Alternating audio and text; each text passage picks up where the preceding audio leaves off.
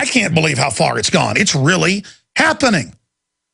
Okay, real quick. Yeah, you've read Shearer's Rise and Fall of the Third Reich. Big old thick black and white cover book, big swastika on the front.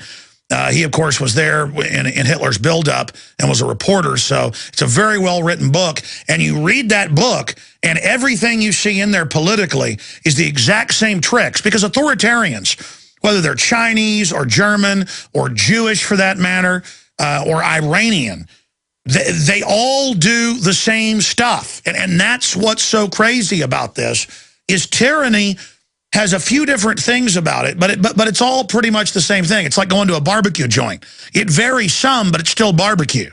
And we know what this is, and we got a bad case of it. Go ahead and make your point.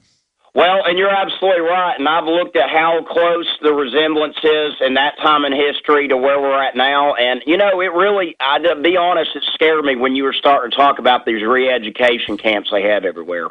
I mean, I'm getting a lot more concerned that I'm going to probably be taken to one of those.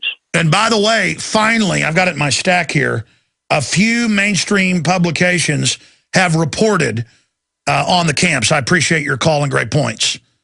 There are now, I would say the names, but it's somewhere, it's a confusing stack here. I'll have to dig it out later. But now they're finally reporting on it. They're like, well, is it needed to have these relocation centers? And you're going to have some troublemakers. I mean, maybe it's needed. Oh, I told you they're going to have special camps for the veterans. This is out of Raw Story. It's also in RT, and it's in the Columbus Ledger newspapers, where it first was reported, Georgia opens first jail devoted to U.S. veterans. And notice it's like, it's because we care about them, the article says. It's special just for their needs psychiatrically with the drugs and testing. When they start saying, we got a jail just for the blacks, or we got a jail just for them Jews, or we got a jail just for the white Russians, you know. That isn't white people, folks. That's folks that didn't like the commies. That's when you know. That's a camp. They're setting up camps for the veterans. You're not going to get a job, and they're going to come for you. The special veterans they test that are anti-freedom, they will become the new officers, and they're going to come for the rest of you. And here it is out of the Columbus Ledger.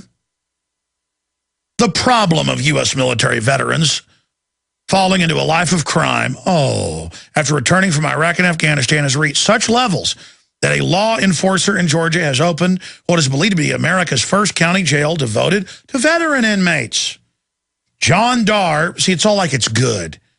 The sheriff of Muskogee County in Columbus, Georgia, has created the new facility in an attempt to break the cycle of recidivism. It's to help the veterans by providing them with specialist services, Prozac and stuff, to help them deal with the problems they carry with them when they decamp after 6-7 tours and they're totally fried.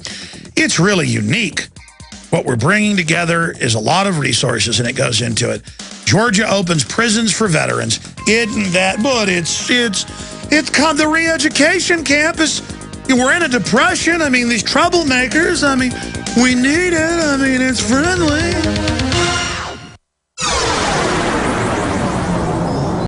I'm going to play this in the third hour for radio and TV listeners. Rap video glorifies TSA groping in sexy pat-down fantasy video.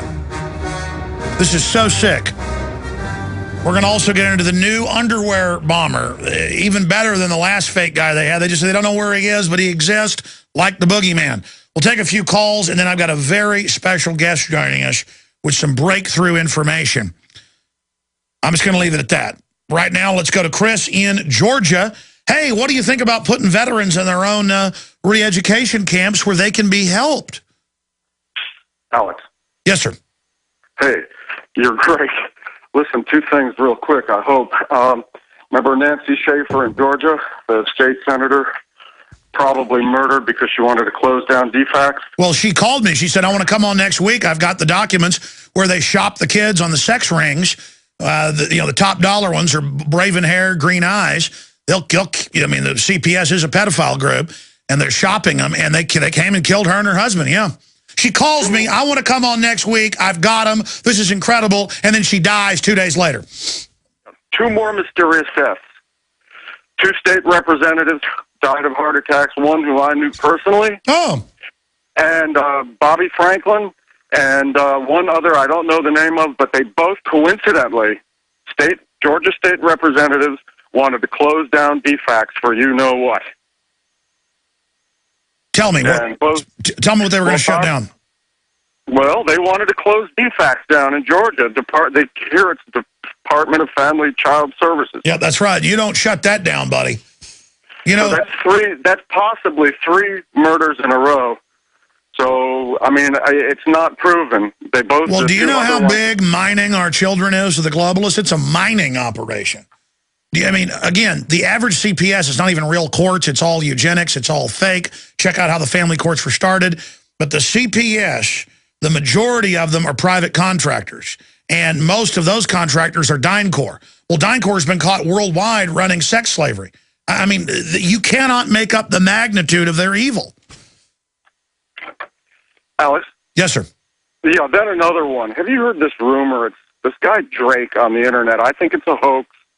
He's saying the cavalry's going to come in and rescue us. No, that's always, for 17 years on air, all I hear is about Nasera, and there's good guys, and everything's good 6 months from now to make you not take action. It's like another fake rapture deal, or it's like, the New Agers think 2012 is the end of the world. So why should you get involved? Because the good guys are coming to save us. Absolutely, I agree 100%. I'm telling all my friends it's a hoax, but all these people, people that, don't even... Yeah, and you won't be right in a year when it doesn't happen, and the magic good guys save us. You'll be bad because you were right, and there'll be a new good guy that's going to save us. And there's always groups that are going to deliver letters to the government, letting them know they're illegitimate, and the government's just going to agree and stand down. We're going to have to take back every city, county, state, the boards. We're going to have to run and infest everything like the globalists have. We're going to have to fight them for every square inch, which when we do, we win. But if we just go, oh, it's the end of the world, my preacher said, praise the Lord, they want to make the troops take chips. I'll be teleported out of here in a minute now. Well, even if this cadre of generals was true and they did want to arrest all the bankers, oh, great, the cavalry's going to come save us. There's still nothing we can do about it. Well, look, here's the deal. Here's the deal. I was talking to a 3-star retired general just a few nights ago, and then separately talked to some other folks who are next-door neighbors to another retired 3-star general, and how all the military loves my show, and, oh, they're awake and they know it's true, but it's compartmentalized. The current generals they've got up there at the top, the Joint Chiefs of Staff, and the actual people running things, they are globalist. Now, below them, there's lots of good people, even high level. But just to imagine there's some magic counter coup d'etat, which is French for coup d'etat, that's going to save us. It's a pipe dream. It's a lie. We're going to have to fight for every square inch. Sick of the globalist eugenicist control freak. All right, we will continue with calls and reports on the TSA, world news, what's happening in Europe, the latest underwear bomber who is like the Phantom Menace. They can't find him, don't know where he is, but they're going to be at a bus stop near you, sticking their hands down your pants at checkpoints because they kept you safe from the firecracker. My goodness, we're all in danger. So that is coming up in the power-packed third hour on this live Tuesday edition. I am Alex Jones, your host. Now, the next guest we've got, I've been trying to get him on the show for weeks. He's a very busy guy. He speaks all over the world. I wanted to get him on about why are people so unhealthy? Why are people eating about the same calories they were eating 50 years ago or so? The studies are out there, but getting even fatter. What's in the food? Is it the GMO, the fact that the soils are played out, all of that? And instead they're saying they're going to ban people having a piece of pie in school, and parents can't pack their school lunches from Illinois to Massachusetts, and they're banning running at recess and all this, and people don't have immune systems anymore, and cancer in children's up over 10,000%, 3,000% on average in adults. Diabetes, type 2, several thousand percentage points. Some numbers are 3,000% increase. Breast cancer, highest in the world. Neurological disorders, autism from 1 in 25,300 30 years ago to 1 in 58. They say in 4 to 5 years it'll be in, 1 in 5 or 6. I mean, this is getting crazy. The numbers are mind-blowing. What's happening? And it's amazing that I had him set up weeks ago for today, Dr. Joel Wallach, when exactly one of the things I wanted to get into is big in the news today. Obesity fight must shift from personal blame, U.S. panel says, Reuters.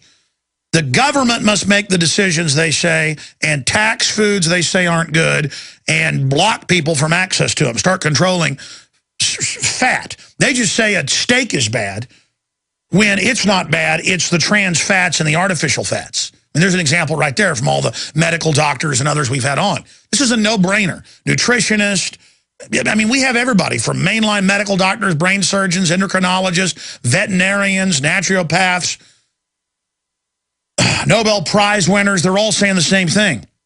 They're not worried about the GMO, or they're not worried about all the additives. They're not worried about the aspartame. They're not worried about the MSG. They're not telling you to be worried about the excitotoxins. They're not worried about all these other things, or that most of the soils have been played out and have bioaccumulated toxic fertilizer put on it filled with heavy metals. I mean, half the corn syrup products, Washington Post reports, have high levels of mercury and lead. Washington Post, just type in. Melamine's in the milk. In China, they execute people for that. Here it's in the baby formula, which is half corn syrup on average. They say it's fine. No, no, no. Our children are fried. Diabetes is happening because they're on formula. Mike Adams was in there with the leading brand. It was 50-something% corn syrup, another 20-something% other sugars. Babies aren't supposed to be, I mean, no wonder we've got all these mall Martians and the public looks like they've been hit by an ugly beam or something, myself included. I mean, folks, I've gone back and watched old footage I shot in the 80s with my parents with the video camera. People didn't look like this. And we were eating really trashy stuff. But it didn't have all this new garbage. So the expert's with us about 15 minutes the next hour, then it's calls and all those other stories I said we'd cover. But now they're coming. Here it is. Right here in the news. Massachusetts and others move to ban bake sales. All over the country, they're banning parents being able to pack the school lunch for their children. Total control. If I can try to find that article, I read it in the first hour here. Here it is. This is out of the Boston Herald. State's junk food ban could take a bite out of school fundraisers. And they're calling junk food now, the fake environmentalists love this, meat, cheese. Dr. Wallach never wants to toot his horn, but I'm going to make him in the first part of this segment do it because he really is probably the most famous zoological veterinarian. And I've worked for a small animal vet and a large animal vet, so I know a little bit about it.